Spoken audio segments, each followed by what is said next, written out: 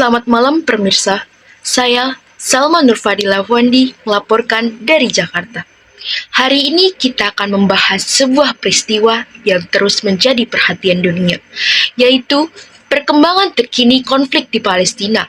Peristiwa ini tidak hanya menimbulkan penderitaan kemanusiaan yang mendalam, tetapi juga memicu reaksi dari masyarakat internasional, lembaga dunia, hingga negara-negara yang menyerukan perdamaian dan keadilan bagi rakyat Palestina. Pemirsa, perkembangan terbaru datang dari konferensi internasional tingkat tinggi yang digelar di Markas Perserikatan Bangsa-Bangsa, New York. Dalam forum tersebut, Presiden Republik Indonesia Prabowo Subianto hadir dan menegaskan kembali dukungan penuh Indonesia terhadap penyelesaian damai melalui two-state solution atau solusi dua negara. Dalam pidatonya, Presiden menyuruhkan agar dunia internasional tidak hanya berhenti pada pernyataan, tetapi benar-benar mengambil tindakan nyata untuk menghentikan tragedi kemanusiaan di Gaza. Beliau menegaskan bahwa serangan terhadap warga sipil, menghancurkan fasilitas publik, serta penderitaan anak-anak dan perempuan harus segera diakhiri. Indonesia, kata Presiden, akan selalu berdiri di sisi Palestina dalam memperjuangkan hak atas kemerdekaan yang sah. Pemirsa, dukungan internasional terhadap Palestina kini menguat. Beberapa negara barat yang sebelumnya enggan kini mulai bergabung menyatakan pengakuan resmi terhadap Palestina sebagai sebuah negara yang merdeka. Negara-negara tersebut antara lain yaitu Prancis, Kanada, Australia, Inggris, dan Portugal. Pengakuan ini disambut hangat oleh banyak pihak, karena menjadi sinyal bahwa Palestina tidak lagi sendirian dalam perjuangan panjangnya. Di sidang umum PBB, isu pengakuan Palestina menjadi topik utama. Selain itu, perlindungan warga sipil, penghentian perang, dan pengiriman bantuan kemanusiaan juga menjadi fokus perhatian. Tidak berhenti pada diplomasi, Indonesia juga mengambil langkah nyata di bidang kemanusiaan.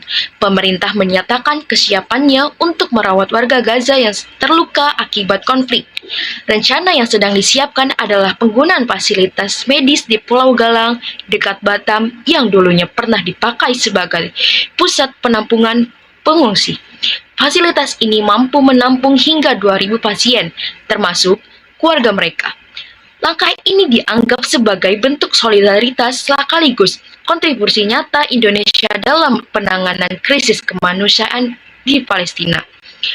Menteri Kesehatan menegaskan, bila rencana ini berjalan, tenaga medis dari Indonesia akan bekerjasama dengan tim internasional untuk memberikan perawatan terbaik bagi para korban. Meski dukungan internasional kian meluas, pemirsa, jalan menuju perdamaian masih penuh tantangan. Kekerasan di Gaza masih berlangsung. Serangan udara dan blokade membuat warga sipil semakin menderita. Ribuan keluarga kehilangan tempat tinggal dan kebutuhan dasar seperti listrik, air bersih, serta makanan menjadi langka. Di Dewan Keamanan PBB, perbedaan sikap negara-negara besar kerap menjadi hambatan. Beberapa resolusi yang menguntungkan Palestina seringkali terhenti karena veto dari negara berpengaruh. Hal ini menimbulkan pertanyaan, sampai kapan kepentingan politik global akan lebih diutamakan daripada nyawa manusia?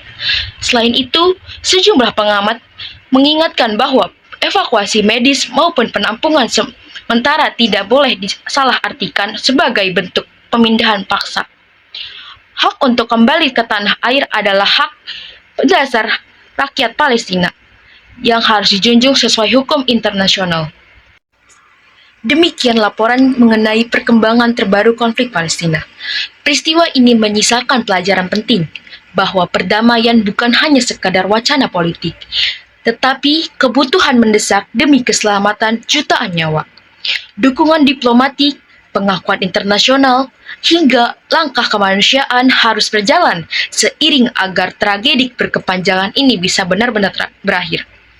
Kita akan terus mengikuti perkembangan, mulai dari upaya diplomasi hingga aksi nyata di lapangan. Semoga momentum ini menjadi jalan bagi dunia untuk bersatu, menegakkan keadilan, dan menghadirkan kedamaian yang layak bagi rakyat Palestina.